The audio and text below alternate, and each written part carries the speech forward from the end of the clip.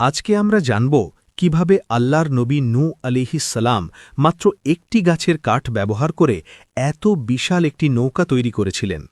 কিভাবে সেই নৌকার ভেতরে শত শত মানুষ আর অসংখ্য পশুপাখি একসাথে জায়গা পেল, আর কিভাবে ভয়ঙ্কর বাঘ, সিংহ আর ছোট ছোট প্রাণীরাও একই নৌকার ভেতরে থেকেও একে অপরকে আক্রমণ করেনি। মরুভূমির মাঝখানে তৈরি হওয়া সেই নৌকা কিভাবে শেষ পর্যন্ত এক ভয়ঙ্কর মহাপ্লাবন থেকে মানুষকে রক্ষা করেছিল, আজ আমরা শুনব সেই অবিশ্বাস্য কাহিনী।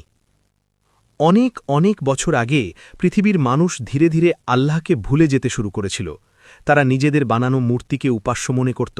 মানুষ ভাবত সেই মূর্তিগুলোই তাদের রক্ষা করবে। সমাজে অন্যায়, অহংকার আর অবাধ্যতা বেড়ে গিয়েছিল। তখন আল্লাহ মানুষকে সঠিক পথে ফেরানোর জন্য পাঠালেন তার নবী নূহ আলাইহিস সালামকে। তিনি মানুষকে বলতে লাগলেন, তোমরা একমাত্র আল্লাহর ইবাদত করো, তিনিই তোমাদের সৃষ্টি করেছেন। নূহ আলাইহিস সালাম দিন রাত মানুষকে এই কথা বোঝাতে লাগলেন। কখনো তিনি গোপনে মানুষকে বোঝাতেন, কখনো সবার সামনে দাঁড়িয়ে সত্যের কথা বলতেন। কিন্তু অধিকাংশ মানুষ তার কথা শুনল না। তারা তাকে উপহাস করত এবং বলত, তুমি তো আমাদের মতোই একজন মানুষ। শুধু সাধারণ মানুষই নয়, অনেক ধনী ও ক্ষমতাবান লোকও তার বিরুদ্ধে দাঁড়িয়ে গেল। তারা অন্যদের বলত, নূহের কথা শুনো না। এভাবে দীর্ঘ সময় কেটে গেল। বলা হয়, নূহ আলাইহিস সালাম প্রায় ৯৫০ বছর মানুষকে সত্যের পথে ডাকতে থাকলেন। কিন্তু এত দীর্ঘ সময়েও খুব অল্প কিছু মানুষই তার কথা মেনে নিল।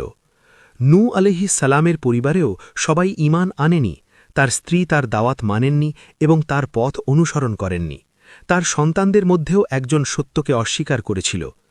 অবশেষে আল্লাহ নূহ আলাইহিস সালামকে জানালেন যে যারা সত্যকে অস্বীকার করছে তাদের ওপর শাস্তি আসবে। তখন আল্লাহ তাকে একটি বিশাল নৌকা বানানোর নির্দেশ দিলেন। নূহ আলাইহিস সালাম একটি বড় গাছ কাটলেন এবং সেই কাঠ দিয়েই নৌকা বানাতে শুরু করলেন। মরুভূমির মাঝখানে যখন তিনি নৌকা বানাচ্ছিলেন, তখন মানুষ তাকে দেখে হাসতে লাগল। তারা বলত, নূহ পাগল হয়ে গেছে, মরুভূমিতে আবার নৌকা বানায় কেউ। কিন্তু নূহ আলাইহিস সালাম জানতেন তিনি আল্লাহর নির্দেশ পালন করছেন, তাই তিনি ধৈর্য ধরে কাজ করতে থাকলেন। ধীরে ধীরে সেই নৌকা এত বড় হয়ে উঠল যে দূর থেকে দেখলেও মানুষ অবাক হয়ে তাকিয়ে থাকত। অনেক দিন পর নৌকা তৈরির কাজ শেষ হল। ঠিক তখনই আকাশে কালো মেঘ জমতে শুরু করল। কিছুক্ষণের মধ্যেই শুরু হল প্রচণ্ড বৃষ্টি। শুধু আকাশ থেকেই নয়, মাটির ভেতর থেকেও পানি ফেটে বের হতে লাগল। নদী নালা উপচে পড়ল এবং চারদিকে পানি ছড়িয়ে পড়তে লাগল। নূহ আলাইহিস সালাম তখন তার অনুসারীদের নৌকায় উঠতে বললেন। যারা তার ওপর ঈমান এনেছিল তারা এক এক করে নৌকায় উঠে পড়ল।